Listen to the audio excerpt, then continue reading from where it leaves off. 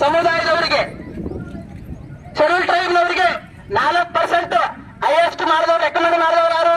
ಇದೇ Nagamohan Das report committee. ಅವಾಗಿನ government ಯಾರು? ಇಂದಿನ ಬಿಜೆಪಿ ಗವರ್ನಮೆಂಟ್. ಅದನ್ನು ಸ್ವಾಗತ ಮಾಡಿದವರು ಯಾರು? ಇವಾಗಿನ ಕಾಂಗ್ರೆಸ್ ಗವರ್ನಮೆಂಟ್.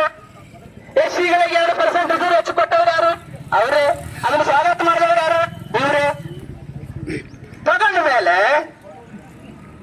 ಅಲ್ಲಿ 4 ಏರಿಸಿದ್ರಿ, ಇಲ್ಲಿ 2 ಏರಿಸಿದ್ರಿ. 50 ಮೇಲೆ 56 ಹತ್ತತ್ರ 56 ಆದ್ಮೇಲೆ ಸುಪ್ರೀಂ ಕೋರ್ಟ್ ಅಲ್ಲಿ ಸ್ಟೇ, ಹೈಕೋರ್ಟ್ ಅಲ್ಲಿ ಸ್ಟೇ ಆಯ್ತು. ಬೆಂಗಳೂರು ಪ್ರಿನ್ಸಿಪಲ್ ಬೆಂಚ್ ಅಲ್ಲಿ ಸ್ಟೇ ಆಯ್ತು. ಒಳ ಮೀಸಲಾತಿಗೆ ಇದು ರಿಸರ್ವೇಶನ್ ಏನಪ್ಪಾ ಅಂದ್ರೆ ಕ್ರಾಸ್ ಮಾಡಿದ, ಲಿಮಿಟ್ ಕ್ರಾಸ್ ಮಾಡಿದ. ಹಂಗಾಗಿ ಸರ್ಕಾರ ಏನ್ ಮಾಡ್ತು, ಬೆಳಗನ ನಮ್ಮ ಸಚಿವರು ಎಷ್ಟು ಕೆಲಸ ಮಾಡ್ತಾರೆ ನೋಡಿ.